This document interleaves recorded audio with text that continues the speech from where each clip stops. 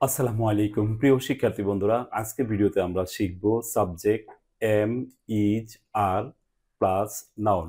এই ফর্মুলা দিয়ে শত শত বাক্য তৈরি করার কৌশল আমরা শিখব। শুধু আমরা নাউনটা পরিবর্তন করব। আমি এখানে তোমাদের বোঝার সুবিধার্থে কিছু এক্সাম্পল দিয়ে রাখছি।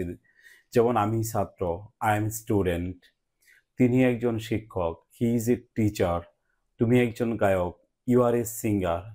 সে একজন লেখক, হি ইজ এ রাইটার। তুমি একজন খেলোয়াড়, ইউ আর এ প্লেয়ার। সে একজন কৃষক, হি ইজ এ ফার্মার। এইভাবে সাবজেক্ট পরিবর্তন করে এবং সাথে অবজেক্ট পরিবর্তন করে শত শত সেন্টেন্স তৈরি করা যাবে।